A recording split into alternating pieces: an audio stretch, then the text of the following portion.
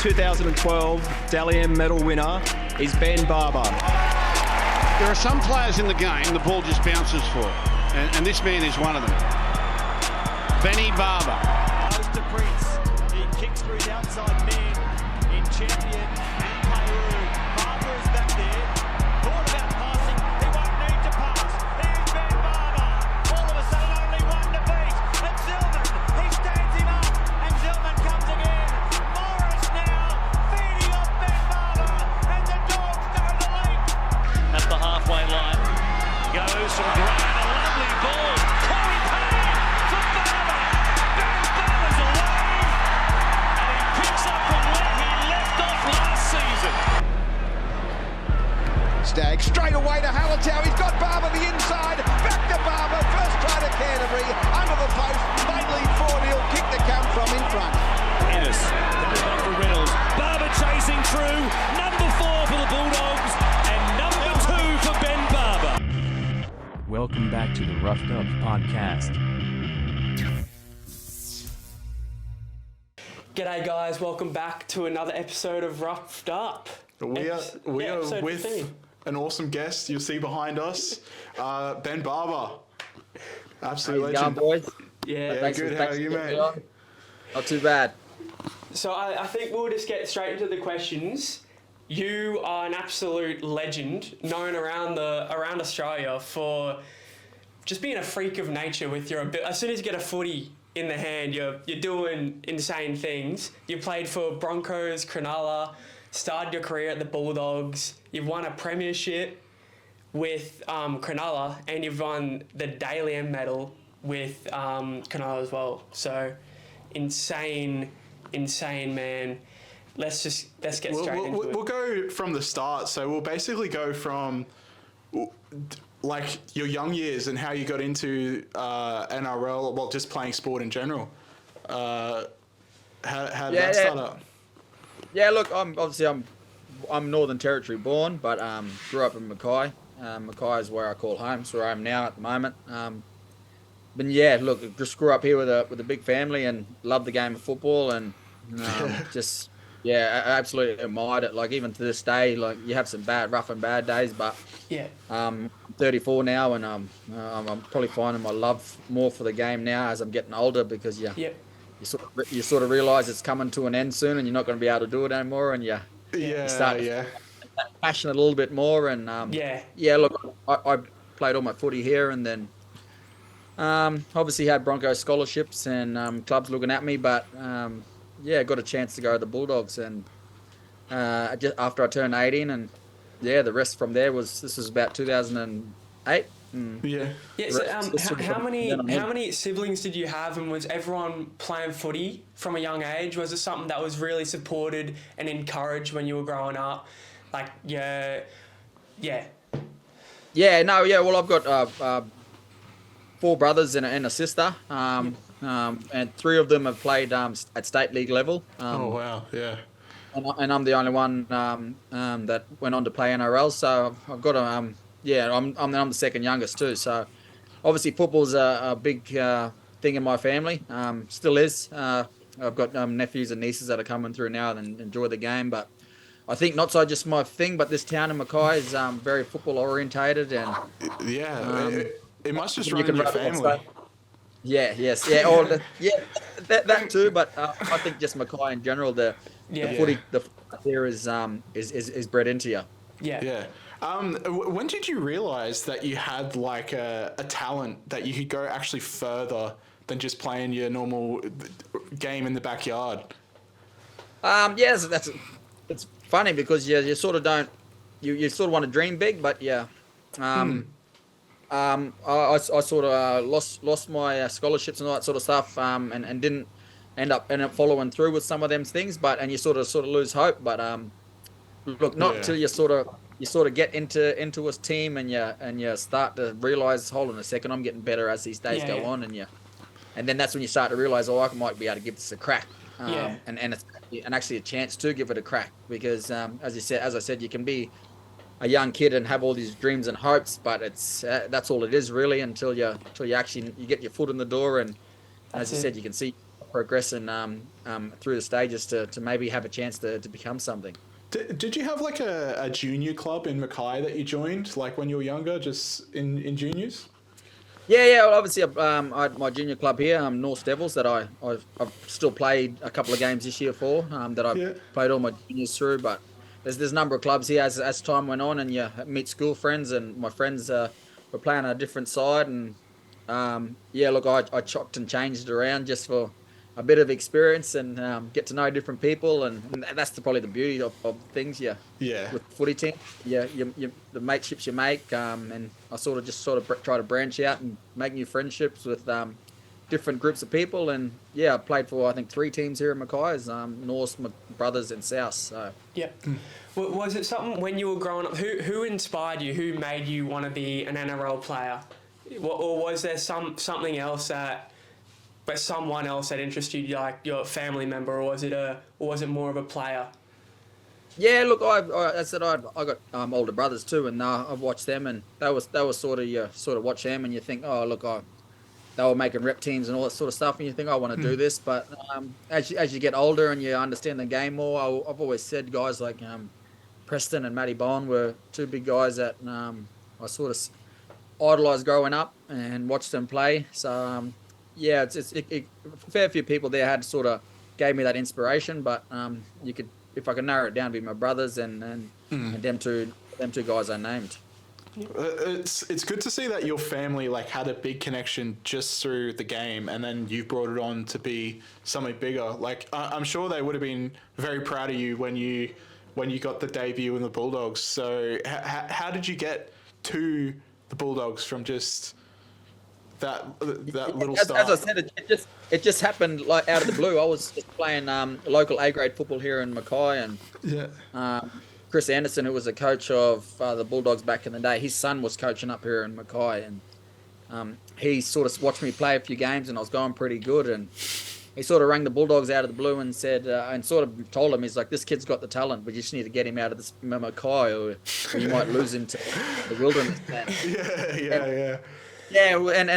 And I think in a space of a couple of weeks, I was packed up and moved to Bulldogs as an 18-year-old and shipped into a house with all other guys, all young kids from all over the country. And wow. My journey began. So it was, that's basically how it happened. It happened that fast that I didn't get any time to think, and it's probably a good thing because I didn't get time to sort of miss home. And how old were you at this point? Was this like 16, or were you out of school by this point? No, I was 18. I was out of school. I was of age. Like I said, I was still living at home with my mum and dad. So, What were their thoughts on it all?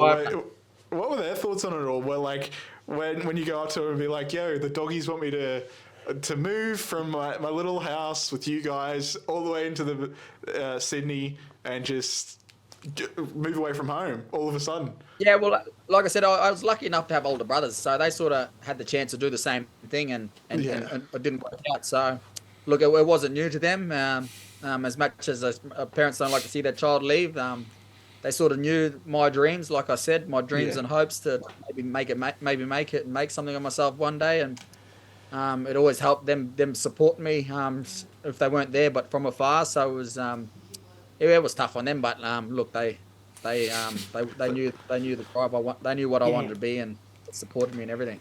That transition as well, how you just move away from home, that would have been a bit tolling on you. I know you said that you didn't have a lot of time to process it, but what was the biggest changes from like moving from home to you said, was it like a boarding kind of house? Yeah, it was like it was a house that we had some people look after us, and there was like 7 or 8 kids, young kids in there, all 18, older than 18, but probably the big change was moving from little old Mackay to in the middle of Belmore. So it's, maybe the whole big cultural shock of going from very indigenous community to obviously the massive Middle East and Lebanese community. It was very, very big opener, but again, lucky I was playing for the Bulldogs, and they were very welcoming. Did you ever visit that area before you moved for the Dogs? Did you ever like go Sydney way beforehand? No, never. I visited Sydney maybe when I was 12. When, like I said, my brothers were trolling at the West Tigers, and I visited Redfern. So, look, it was a bit of a distance between going back, but look, it was. As I said, I try to make the most of it, as not many young kids get the chance to do. Yeah, and have the opportunity that I was given. You've already touched on it. You've gone to the Bulldogs and you played in the under-20s side. When you ended up doing pretty good and scoring a lot of tries, and you ended up getting the grand final with that under-20s team, if I'm correct. But while that was happening, the Bulldogs, the first grade Bulldogs side, was doing terrible, and they were almost getting the wooden spoon 2 years in a row, I believe. Sounds like something similar that happened this year. And you were seen as a bit of a saviour for the club, as Ben Barba is going to come into the Bulldogs and save us from a disastrous situation. How did you take that pressure? Or what, did you not feel it? Or was it something that the boys didn't talk about, the people that you were hanging around with didn't talk about? Yeah. There was. I still remember, obviously, the day that I was debuting, and that all that talk was going around. And look, lucky at the club at the time, as bad as the football was, there was still a lot of good people at the club. Still a lot of experienced guys, like Andrew Ryan, guys like that were still around. And look, they put you in your place quick, smart. So these days, I think that's the difference between these days and back then. A lot of the older guys that put you in your place quick, smart. Didn't matter who you were and how good you were. So, look, as I said, people at the club that helped me along the way. And look, I when I debuted, I sort of skipped through. I only played like 10 games in the first 3 years after I debuted, until about 2011 when I got my fullback. So that's it. Look, again, again, it's, as I said, I had the right people around me at the club that knew I was only a young kid, and it was going to take a couple of years till they started rebuilding, and just made me bide my time, and probably helped me out in the long run. And obviously, then in 2012, I go on to win a Dally M and go to a grand final with them. Was it a good feeling knowing that you were kind of the crown jewel of bringing the Bulldogs squad back to power? Was it something that there's all these people trying to make it, but you were just the fullback? That was all. Nah. Look, I the way I always looked at it. Look, even to this day, I'm still the same. Like, as people can put you up on a pedestal, but you're no good without the other 16 guys that you take the field every week. So, as I said, you got the right people around me, and even as I said, the year that I went really well, I credited the boys around me, because, as I said, I was only doing my job, and I was able to excel on the back of what a lot of people were doing, the little stuff for me. So, because the spotlight was so on me, I seemed to get it all. So, look, you're only as good as I've always believed as the guys around you and the people with you. How was that call to be like your debut day on the Dogs? Like, was it a call? Did someone actually come to you in person and be like, "Yo, you're playing. We need you"? Like, what happened there with like that whole communication? Yeah, look, I was actually told by Tony Grimaldi, who played for Bulldogs as well. He was at the time retired, and worked as like a liaison for the young kids from out of town. And he actually rang me and didn't know that the coach hadn't rang me. So he actually rang me and said, "Congratulations." And I said, "What for?" and he's like, "Oh shit." And he hung up. And then about 20 seconds later, Stephen Folkes rang me. God may he rest in peace. He rang me and goes, "Oh, you're going to play this week?" And I was like, "Oh, yeah." I think I already know. Like, he's already tried to call me. That was a bit of a funny one, but it was, as I said, just driving in the car and got a phone call, and just like that, as you said, all your dreams come true, and everything you dream from, you sort of don't know what to do. And obviously, the first call I made was to my parents, and to all my family, the closest people to me at the time, to let them know that everything I sort of dreamed about and joked about was about to come true. Yeah, well, and I imagine just that feeling of like running down that tunnel onto the field for the very first time must have just been a feeling like no other. Like, You couldn't even probably describe what that's like, just running out. And do you know how many people were like in the stadium on your debut? Like I could. Would be crazy. The only thing I remember that day is that we got smashed 30-0 by St George. But, the as you talk about the coming down the tunnel, it's funny because after that first feeling, it doesn't ever go away. It's that last put your hands in, whatever team you're playing for, you just scream out, and then you sort of line up and go out with it. You never lose that feeling, and as I said, even to this day, it's you still sort of chase that feeling when you're like I'm playing here in local league, and you know you're sort of going to war with a bunch of guys that all want to do the one thing and win. So it's there's no other feeling like it.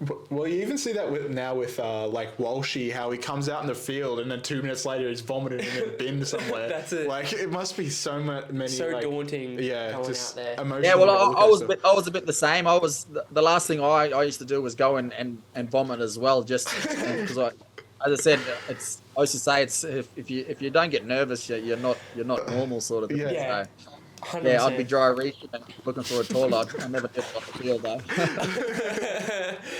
How did your lifestyle change from playing under 20s footy to now you're in the first grade and you're getting selected every week, being in the limelight, but also there's not the limelight, getting paid, a bit more money. Is it? Yeah, well, that's so the money's definitely better. So. I'm going from under 20s and asking me mum and dad for some money still. Making a couple of $100 a month to making thousands a month. It was a massive jump. But yeah, look, that's if you look at it, that's probably the plus side of being a first grader, and it's obviously you live a very wealthy life for a bit there, and it's as these days people say, it don't last too long because just like that. All taken away from you. Well, back then as well, wasn't it like player of the match used to get $1,000? Like, wasn't that a thing? Yeah, you used to get like $1,000 Harvey Norman voucher. So, used to just have random TVs sitting around your house and all that sort of stuff. So. Like that would just make the players go, "Oh yeah, I want a new TV. New TV. Let's play well tonight." That 100%. That was it. You just win it and then Mate, Ben would you get have it 2 like weeks 10 later. That's TVs the only sad thing. Yeah, you'd only get two. You get it 2 weeks later, so you had to. Oh wow! Two, far out. What do we got now? You know where you're reading. Go for it. Oh yeah, I wrote this down. How was it like playing at the Dogs with like people like Willie Mason? Like even now he's seen as like a legend of the sport, like Willie, and the Morris brothers. I don't know if they're both playing at the Bulldogs when you were only there. Brett was there when only Josh was there. Sorry, when I was there. Now look, I was fortunate enough to play with, as you just touched on, guys that when I was in high school I was still watching, they were still playing, sort of thing. So getting the chance to obviously play against guys that you idolise and heroes and all that sort of stuff. Yeah, you had to sometimes sort of take a step back and realise that even sometimes they'll tell you, look, you're one of us now. So if you've got something to say, it's like speak up, sort of thing. like don't still look at us as your idols and sort of stuff. You're entitled to your. So it was good. Yeah, it would be weird to see the behind the scenes of like all of that, like the players that like you idolize, like you said, as you were watching when you were a kid, and then basically turning into their mate on the field and stuff like that. And that's another question with your transition. What was like the routine for you? Because it would be a bit different of like your diet and how much you've got to train and stuff. Like how often do you train when you're in a pro team? Like what's the week looking like? Is it like a 40-hour week like normal people, or is it like 2 hours a day or something? Obviously pre-seasons back then might be a bit different to how it is now, but back then you were training up to, during the pre-season, like 6 days, so you'd only really get a 1 day down day really, and maybe a half day on a day. But look, just say pre-season you'd be doing weights, cardio and gym and recovery all in the 1 day. and obviously then during the season, it becomes a little bit more easier. But still, then you train it 4 or 5 times a week. Not as much, but look, there's still a lot that goes into it. It's not as rigorous as preseason, but when you're playing games, obviously then the mental side comes in, and you're doing a lot of video and having to learn a different play and then different video, and then having to reset every week. It's it could take your toll on you if you're not up to it. So And I imagine even like when you're technically off the clock, even like press and stuff would be on you constantly. So you always got to be on, I guess. That's it. Yeah. Yeah. Well, as you said, you got to be. You can't just go home and like on a thing and have. Or you can have your takeaways and Maccas and all that sort of stuff, but you can only probably get away with it having once a week sort of thing. Whereas everything else is pretty strict with what you do. And look, I think a lot of the guys can afford to do it, but mentally, I don't think they want to. For myself, for instance, I used to think if I had something, then I'd have to train harder the next day, sort of thing. It backplay on your mind when you sort of started struggling. You're like, well, I shouldn't have had that Maccas, and then it's that sort of mental stuff that you didn't want to deal with. What's Ben Barba's Macca's order? Yeah. That's a question. What's your Macca's order? I still go the McChicken. If I get a McChicken meal, I'll get two cheeseburgers. But if I get a quarter pounder meal, I'll get two chicken and cheeseburgers. So nice, yeah. I'm a 3-burger lad, so. Macca's never fills you up, eh? No, I swear. It never does. In those first couple of seasons at the Bulldogs, you came from playing under 20s. Now you're first grade. How's your body feeling getting hit by absolute units when you're playing week in, week out? What did you feel it when you were young, or you were still like on that Sunday or on that Monday you were struggling to get out of bed? I think as you're sort of when you're that age, I think the adrenaline that's pumping through you at the time. Yeah. I think the first couple of games, as I said, over the first 3 years, I only played a couple of games. Then I think a lot of times I played, the adrenaline was pumping through me that much. It sort of just happened way too fast, and it didn't really take time to sort of recollect what was happening. But as I sort of got older and the game started thinking then you start to realise your bumps and bruises, and Monday you're still thinking, shit, why am I still hurting? That's it. But credit to most clubs these days have got masseuses and ice baths and all these sort of things to make you recover as quick as possible and then ready to do it again the next week. Like I've said to you constantly, like I can't imagine like a big bomb going up in the air and then you're focusing on the ball trying to catch it. Just in your peripheral vision, you see someone like Payne Haas just running directly towards you. That would just scare the shit out of me. Anyone running. One of the hardest hits I've ever got. One of the hardest hits I've ever got was one of them. So Greg Bird absolutely skittled my ribs to the other side of the body. Oh no, man! Yeah, no, bugger that. We'll move on to the Dally M Award when you won that in 2012. How was that experience? Like that must just be you're playing with, like I said before, all these big people that you've looked up to in your younger days before you even played. And then you're getting an award above them. How did that make you feel? Yeah, look, it was a dream come true. Like I tell everyone, it was not something you set out to sort of chase. Especially that year, I sort of knew I was fit and I was training really hard, but it was something I never ever thought, look, I'm going to grow up and win the Dally M and all that sort of stuff. And sort of only hit me towards the end of the year, and when the papers start writing about it and all the stuff starts coming out and they're saying, you got a chance and this and that. And look, it was as I said, one of the most proudest moments of my life. So as I said, it's something that I guess they don't give it out to everyone. And look, as I said, when I people come around to my mum and dad's and all that sort of stuff, they still ask to see it. And look, it still as I said, makes me pretty proud and pretty happy to be able to ever receive one.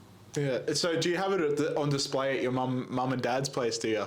Yeah. No, mum don't put it on display, but she's got all me all my awards and my grand final ring and all that sort of stuff. They're the people that mattered to me the most, and was only right that I ever gave it back to them. Yeah, that's fair enough. Well, well, now after winning that Dally M medal, you've gone and you've left the Bulldogs.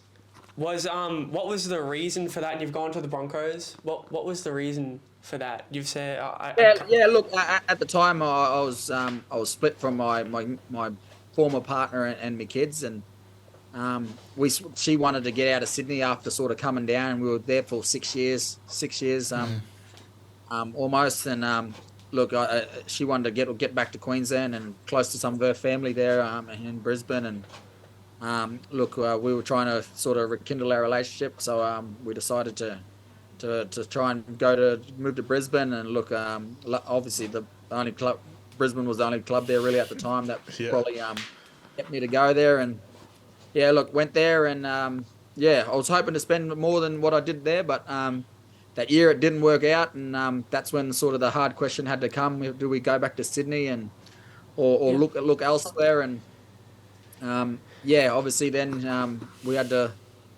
make the decision then to, after not working out of Brisbane, and go back to Sydney again, and obviously try and find myself, because them last couple of years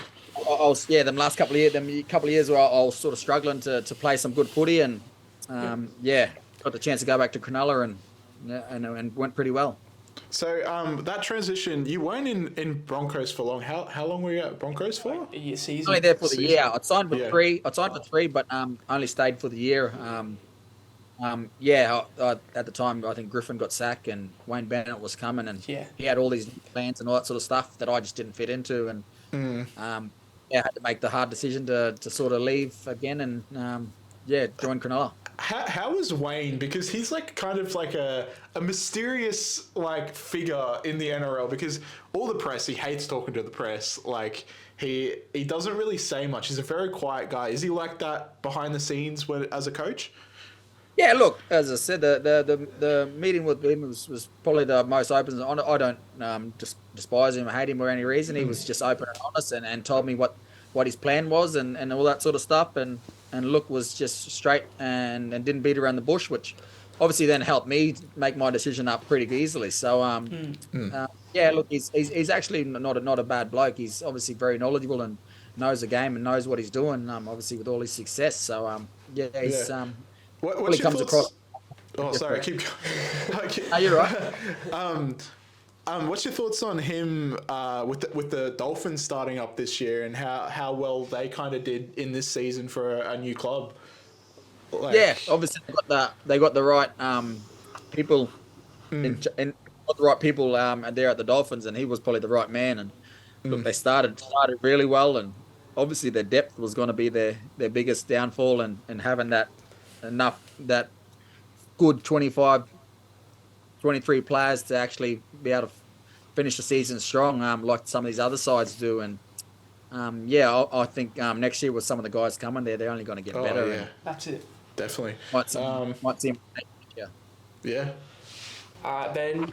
How was it moving to the Sharks, going from Brisbane, hot Brisbane, lovely Brisbane, going down to New South Wales? Sharks, Cronulla Sharks. How was that? Yeah, it wasn't actually too hard of a decision. I actually was living in Cronulla when I was at Canterbury, so it sort of just felt like moving back there again. The only good, I wasn't travelling to Homebush or Belmore anymore. I was travelling 5 minutes down the road to Shark Park. So look, it was good going back there. Obviously, they had a sort of a big plan, a couple of year plan to sort of try and win a premiership. That's it. And with the people they recruited, and same thing. Got there in 2015. Obviously, still wasn't going too well, but hung in there, and got to 16 and went on to win a premiership. Yeah. Again, we'll actually kind of the same questions with the Bulldogs. Like, obviously, Paul Gallen was in your side back then, and he was a big name. Yeah, and you're an all-out. You're you weren't born to Mackay, but you've been raised in Mackay, Queenslander through and through. You got selected in the 19th man, and then you've played with Paul Gallen. He's a man that a lot of Queenslanders hate. How was it playing with him? Yeah, look, unreal. I've got so much respect for Gal, for who he is and what he does. Obviously, yeah, being a Queenslander, I think myself and Val Holmes at the time were the only Queenslanders. So actually in the side, because the side had a fair few New South Wales Origin representatives. Yeah. So yeah, look, he was, as I said, legend, top bloke. One of the best blokes I've ever come across, and I have so much respect for him. But just sort of the way, obviously, he's a machine.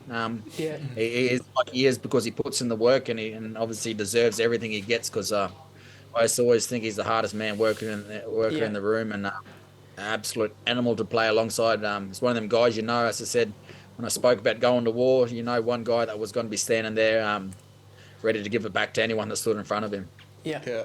Have you? What's your thoughts on him doing the whole boxing thing? Have you watched any of his fights, and what's your thoughts on all that? Yeah, look, obviously, again, that's where when I speak about just the hard work that guy does. We were doing a preseason that's hard enough, and then he would finish after preseason, do 12 rounds of boxing with his boxing trainer. Yeah, right. Some of us sort of sit there in awe of him because and wonder how has he still got energy, and but as I said, the engine on the bloke is unreal. And look, it was obviously something that he wanted to do post footy career, and I think he did pretty well with some of the big fights he had and the people he beat, and obviously, yeah, and some of the fighters he had to fight. Look, he's I guess he's done all his duty now, and can retire and talk behind a mic, I think. Yeah. So playing with the Sharks, obviously the grand final was the big thing that happened in your career at the Sharks. How was that, winning the game? What was your thoughts during the game? Like the pressure at the end, because it was 14-12 or something like that. It was 14-12. Yeah, Melbourne had a chance to win it at the end. Yeah. And just that end, because someone, I forget who it was, had the ball when the clock ran out and they were close to the try line, but as soon as he got tackled to the ground, you'd see it was pure just celebration everywhere. Yeah, look, obviously leading into the grand final, it's obviously a week that everyone wants to be a part of. 2012, obviously you got the chance to do it. I think the only difference this time around, obviously being a little bit older, but just having that experience of grand final week and knowing how to sort of embrace everything. And look, I think just for myself personally, I was more ready for that 2016 grand final than I was in 2012. It sort of just happened too fast, and I didn't sort of sit back and understand it all. But yeah, look, close one. I still get nervous when I see the sort of the last 30 seconds and everything goes, even though I know the result. But yeah, the Melbourne had a great chance to win it at the end, and credit to our lads. We fought all year and scrambled for each other and had each other's backs, and I think in the end that's what got us home. Who you reckon's gonna take it this year? Yeah, I was thinking the Storm. I was thinking with all their finals experience and all that sort of stuff. Until the other night, I watched what the Broncos did, but I still think they're a chance. But yeah, I think at the moment it's anyone's ball game. You can't write off the cast. I know people haven't given them a chance, but they're the only team on a 10-game winning streak and all that sort of stuff. And Warriors were missing Sean Johnson, so.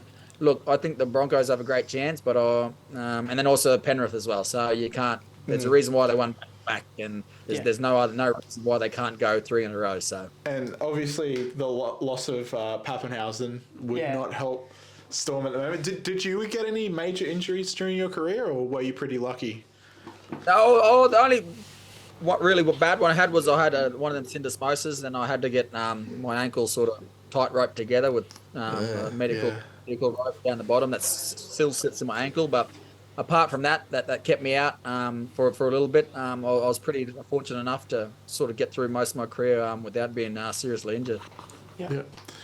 Obviously, after the grand final, that would have been an awesome win. How did you celebrate on, like, they call it Mad Monday, and just like the celebrations after the night of grand final?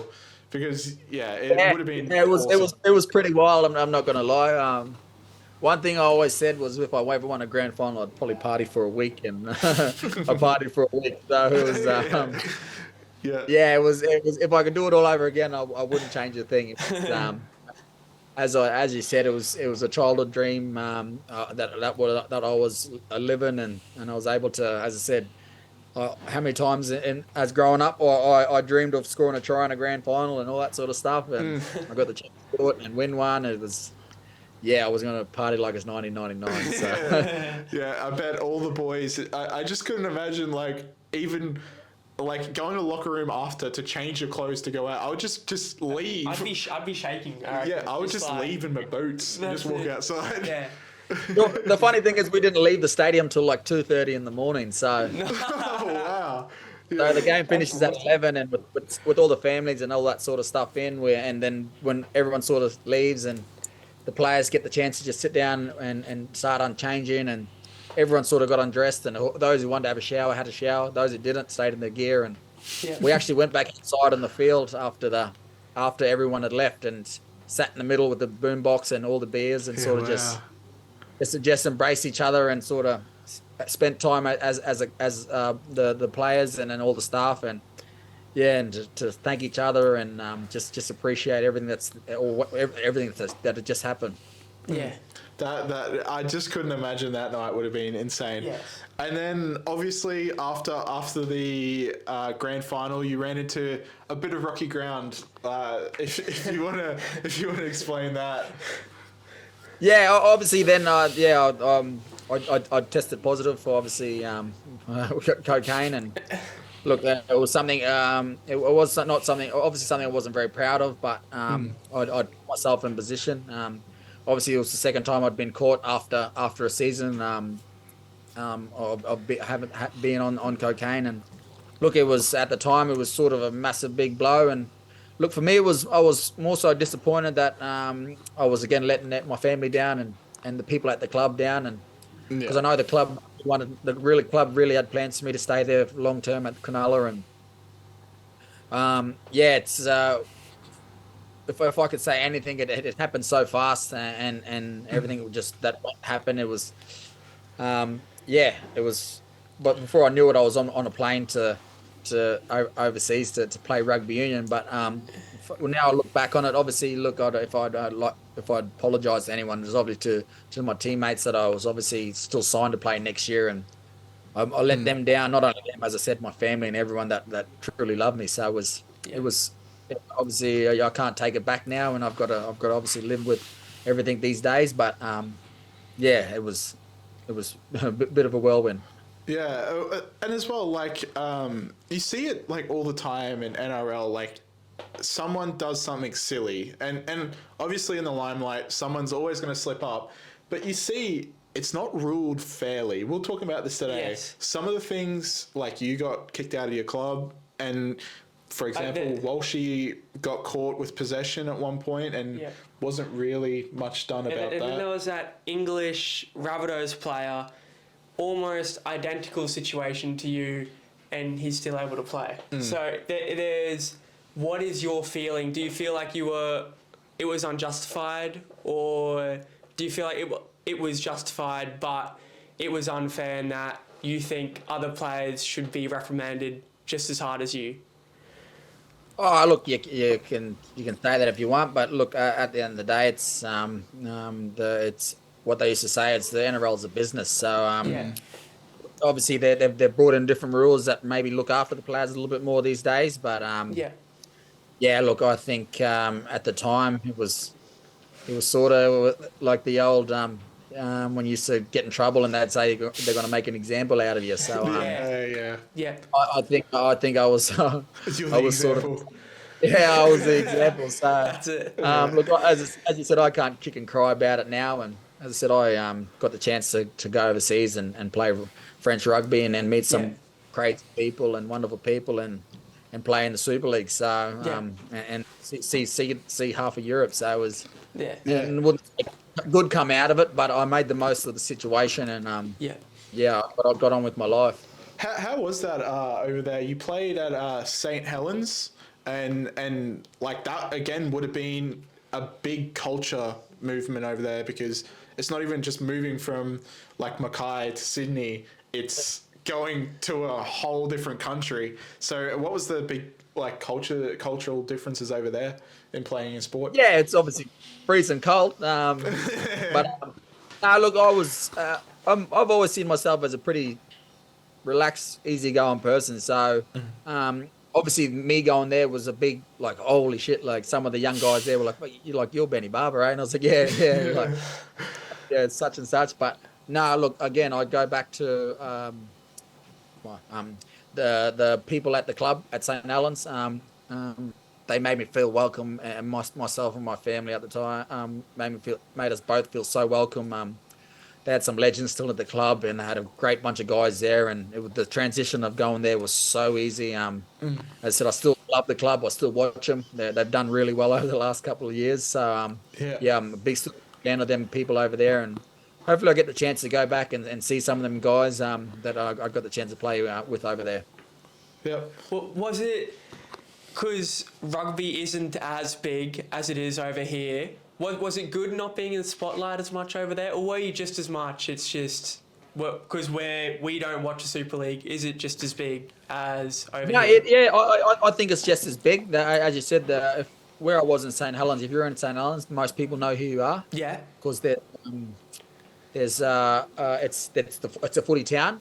Yeah. But where St Helens is, it's like 30 minutes, but to the left was Liverpool, and 30 minutes to the right was Manchester. So you could go either one of them, and no one give a shit about who you were, sort of stuff. That was the good thing. That was the good thing. You could just be who you are, and just play footy, enjoy your life, and as you said, enjoy being in another country. So obviously you did that, and basically it's up to you have something. Do you want to? Well, I wanted to talk on, and this is a bit of a change of topic, but I wanted to talk on how it's like out of rugby, because a lot of things are coming out at the moment about like CTE and about the damage that like NRL is doing not only to your body but to your brain and your mind as well. Does CTE affect you, or does it affect anyone else that you like have grown up with, or that you've played with? Do you know much about it at all? Yeah, look, obviously, I was over a thing with what Carl Webb's going through. I'll get back to that, but when I was in England, Rob Burrow, who plays over in the Super League, was sort of the first rugby league player to get diagnosed with MND. So I sort of motor neuron disease. So I've seen his battle and watch it pretty closely. Of obviously, being he was a smaller guy, and he's now struggling and in a wheelchair and losing his voice and slowly getting worse. So look, I don't know anyone personally, but it's obviously a big factor now, and it's probably good the NRL's maybe started realising that with the head concussions. Maybe a few years ago, people were laughing about it and thinking, oh, this is a bunch of rubbish, this is bullshit. And until now, I'm playing, like going back to Carl Webb, I'm playing in a Carl Webb Foundation charity game at Dolphin Oval next month. We should come say hello to you, mate. I live just down the road. It's there. It's on the 14th of October. I'll probably give it a plug at Redcliffe Stadium, at KO Stadium. I've put it on my story a couple of times. But yeah, it's a charity match with some legends there all playing there, and awesome. To raise Make money. Sure you guys get down to there. The Carl Webb Foundation. Again, another guy that played the game as tough as nails, and is struggling a bit now. So. Yeah, look, it's I think it's probably a good thing now that, and maybe it's probably a good thing to talk about with head knocks and all that stuff, because it might affect you now, but I guess 15, 20 years down the track. Well, you even see it with Wally now. Like Wally Lewis is a big name that's going through all that, and I know people complain during the games because it stops the games, like the HIAs, but I think they are very important. Yeah, of course. Yeah. But we'll go on to what are you up to now? What are you doing at the moment? Yeah, look, I just said I moved back to Mackay. I actually spent the year up in Cairns playing local footy up there with the team, but I've just recently, the season's finished up there, and my kids still live in Mackay, so I've just moved back to Mackay and just got back into work, mate. Like I tell most, I enjoy just the easy going life of just working and having a beer after work and playing local footy on the doing what I want, eating what I want, and just getting on with life. So I'm a pretty laid back customer, so it's, I don't mind the lifestyle. Yeah. And I got one final thing. My dad, he was a big fan back in the day. I'll send this photo to you on Instagram of you and him back in the day. You could have a look. But he's given you a couple of questions. I won't read them all out because he has given me like 15 questions to ask you. But I'll give you a couple. Did you get the photo? Yeah, terrible. Look terrible. He asked. We read it before. Now that the doggies aren't doing that well, what do you reckon they could change to go back to where they were at in their heyday? Like, what do you reckon they should change with their side to make it a bit better? Yeah, look, that's a hard one because I think at them times of like the Dogs of War and the really successful sides, there was a lot of old experienced guys at the club still playing, and like you said, never been one to rubbish other players and all that sort of stuff, but said like Matt Burton, them guys, they're the leaders at the club, but they're only still 26, 27. That's you know what I mean? Like, Yeah. There's I think there's still room for 30, 31, 32-year-olds, 33-year-olds with a lot of experience at my club. Because when you were playing, guys, the guys that know what to do. Sorry, man. Sorry, right, man. yeah. You go. Are you right? You go, man. No, you go, man. You go. Yeah, like that know what to do and sort of can lead way. And as I said, them dog sides that were successful had 5 or 6 guys that were very experienced and played in games, played State of Origin, played for Australia, and led the way. So I think, just maybe that's what they need. I know they've got guys, ex-players like Mason, all them sort of stuff there, but it's easy. It's quite hard. It's easy to sort of not take the field with them. You could say as much as you want, but you're not in the field with them sort of thing. I think that's why Broncos do so well as well, is because they have some older guys to tell the younger guys to toughen. Well, you only got to look at Adam Reynolds that's done everything in the game, and he's only, when you think about it, he's the only one sort of thing that's sort of leading a young group around. So if you can get the right person, that could really help a club to sort of get him on track. And footy's kind of changed a bit from even when you were playing, in the fact that